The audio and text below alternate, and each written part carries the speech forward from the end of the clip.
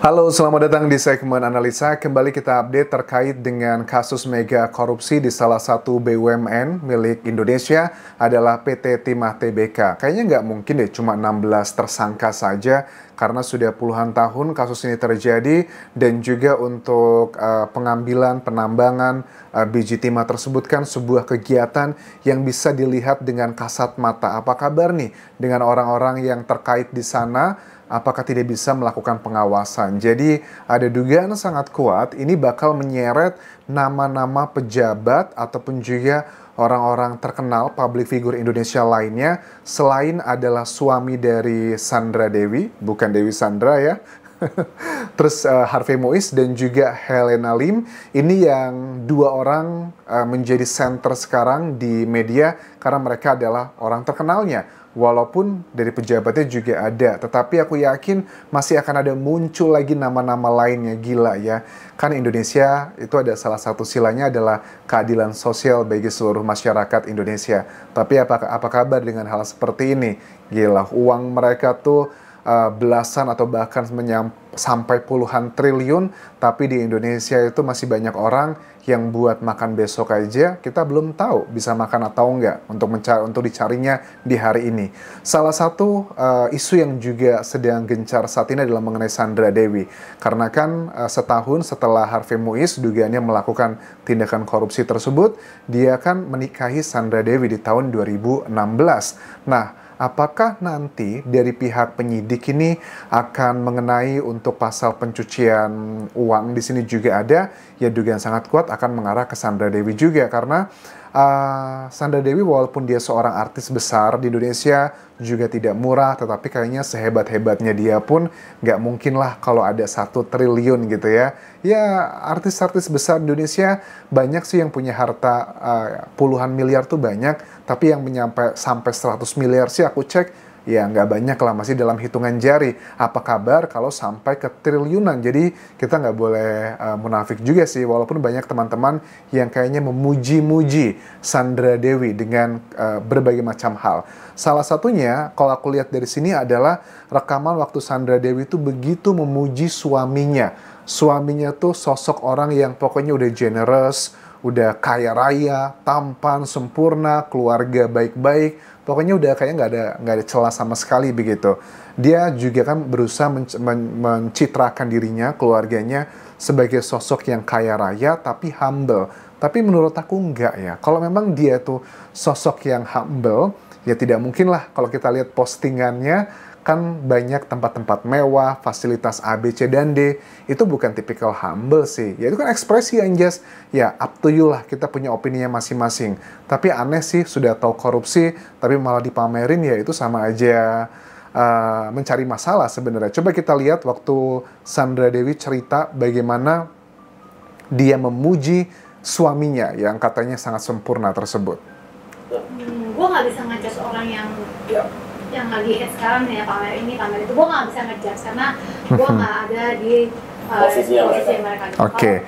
Boy William kan waktu itu di 4 tahun lalu kan lagi heboh mengenai kayak konten yang pamer saldo ATM. Nah waktu itu banyak orang selebriti juga melakukan hal tersebut sebagai konten. Tapi bagi Sandra Dewi, dia nggak mau melakukan hal seperti itu karena dia malu katanya.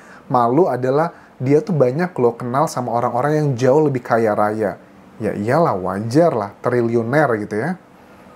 Oh, gue kenapa gue lebih memilih untuk tidak menunjukkan, karena gue tuh banyak ketemu sama orang hebat, kaya banget gitu. Jadi gue pikir gue ini belum ada apa-apanya lah dibanding sama orang-orang hebat. Jadi untuk pamer, terus show saldo segala macam, iyalah, buat apa? Soalnya gue merasa gue juga nggak ada apa-apanya dibanding orang-orang hebat yang gue kenal. Wah, gue ini nggak ada apa-apanya dibandingin sama orang hebat yang gue kenal. Artinya, apakah jangan-jangan Harvey Mois ini adalah cuman bagian kecil doang dari mega korupsi yang merugikan negara, sementara saat ini adalah 271 triliun rupiah.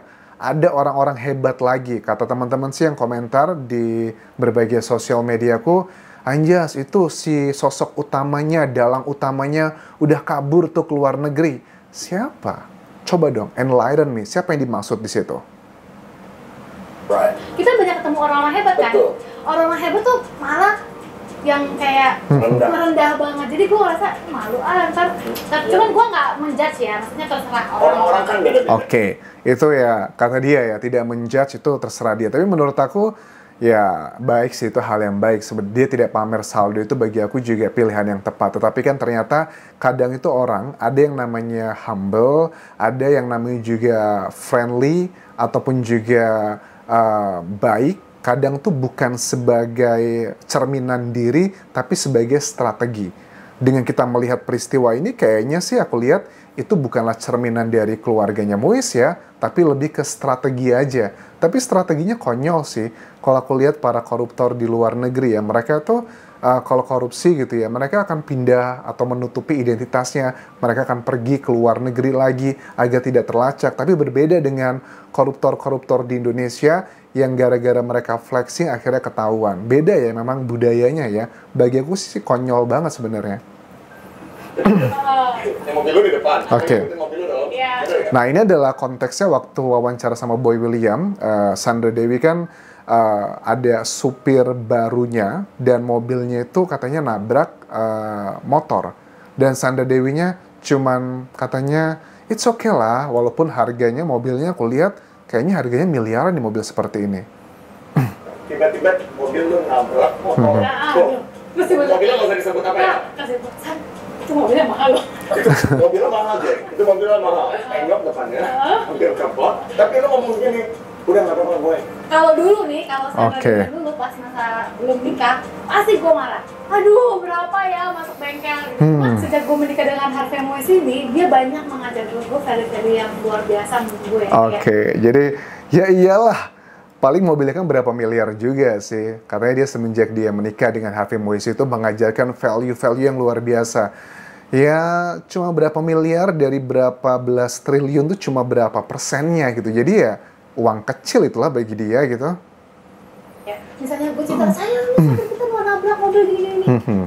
Namanya juga manusia, nggak setiap hari orang itu dalam kondisi maksimal. Siapa tahu di belakang dia kan lagi kerja, siapa tahu dia punya urusan keluarga, anak sakit, atau ininya pikirannya kemana-mana. Pasti ada something happen dan itu kan nggak setiap hari. Jadi menurut suami gue, setiap hari mereka udah kerja sama kita, bantuin kita kerja, bantuin kita cari uang. Sekali mereka dalam keadaan tidak maksimal ya udah, maafin aja, kita masih sanggup untuk beli, udah aja. Jangan melimpahkan kesalahan ini ke mereka gitu. Wow. Ini sih kalau menurut aku ya dengan konteks yang kita ketahui sekarang bahwa mereka adalah dugaannya adalah hasil dari uang-uang korupsi tersebut, ya ini salah satu contoh yang menurut aku adalah toxic positivisme. Tahu nggak sih toxic positivisme itu artinya apapun yang terjadi sama kita hal negatif, kita selalu melihatnya dari sisi positifnya. Bukan berarti yang kita nggak mau ngomong positif. Misalnya begini, kalau kita ngelihat ya teman kita tuh kena kanker, terus kita ketemu dia, oh kamu kena kanker ya, I'm so sorry ya, tapi nggak apa-apa lah, bagus loh dengan kamu kena kanker, kamu kan sekarang gaya hidup kamu jauh lebih baik, jadi lebih sehat. Itu adalah menurut aku adalah toxic positivisme. Sama juga dengan case yang dialami oleh Boy William dan juga Sandra Dewi pada saat mereka syuting ya kan, syuting drivernya itu kecelakaan, nabrak sepeda motor, terus udahlah nggak apa-apa, kita go with the flow aja, kita lanjutkan proses syutingnya. Menurut aku sih orang normal pada umumnya kalau memang terjadi seperti itu kan mereka di dua mobil yang berbeda ya. Kalau orang pada umumnya paling nggak ya berhenti dulu, turun, abis turun dicek bapak gimana, ada kenapa-napa nggak nih A, B, C dan D. Tapi kan kalau aku lihat di sini, aku lihat bahwa mereka tetap proses syutingnya tetap jalan aja dan untuk urusan tersebut diserahkan sama supirnya doang. Jadi itu bagi aku terlalu toxic positivisme gitu. Nah aku tahu pasti bakal diserang juga sama fansnya dari Sandra Dewi karena banyak banget yang komentar juga di Instagramku terutama bilang begini bahwa udah Anjas nggak usah dibahas lagi, tiap orang tuh punya dosanya masing-masing, punya kesalahannya masing-masing. Nggak bisa teman-teman. Kenapa aku ngebahas ini? Karena masalah utama di Indonesia itu bukanlah tentang SDM kita yang rendah, kualitasnya bukan, tapi tentang korupsi. Jadi apapun strategi, apapun kehebatan yang dimiliki sama kita, SDA juga yang luar biasa hebat, itu semua akan sia-sia kalau koruptornya masih banyak. Ya, aku nggak ngerti sih. Kita kayaknya harus ngikut kayak negara China gitu ya, ataupun Korea Utara gitu. Untuk para koruptor, mudah-mudahan kalau nggak bisa mendapatkan hukuman mati, paling nggak adalah pasal untuk dimiskinkan satu keluarga begitu. Biar ada efek jera yang luar biasa. Karena uang ratusan triliun tersebut, aku udah bisa ngebayangin ya, kalau itu dipakai untuk rakyat bener-bener, itu kan pasti banyak yang terbantu teman-teman. So, menurut aku ini bukanlah, korupsi itu juga sudah dikategorikan sebagai perbuatan yang extraordinary loh. Jadi kita nggak bisa menganggap remeh hal tersebut karena efeknya itu banyak banget ke masyarakat Indonesia. So, aku rasa itu yang bisa aku update mengenai kasus ini. Dan you know ya, no viral, no justice. Dengan semakin viralnya kasus ini, mudah-mudahan pemerintah, semua stakeholder benar-benar untuk membongkar kasus ini sampai ke akar-akarnya. Dan aku yakin masih ada sosok yang sepertinya masih belum tersentuh. Yang katanya Sandra Dewi, saya itu malu kalau pamer ATM karena saya tuh kenal, tahu banyak orang yang jauh lebih kaya dari saya. Apakah yang dimaksud tersebut adalah bagian dari para gerombolan ini? Kita lihat nanti perkembangannya seperti apa. Terima kasih sudah menonton. Sampai ketemu lagi di video berikutnya. Tinggalkan like dan juga komen, subscribe channel YouTube ini, follow Instagram, Facebook, dan juga akun TikTok Kudian Jasa Asmara. Sampai jumpa.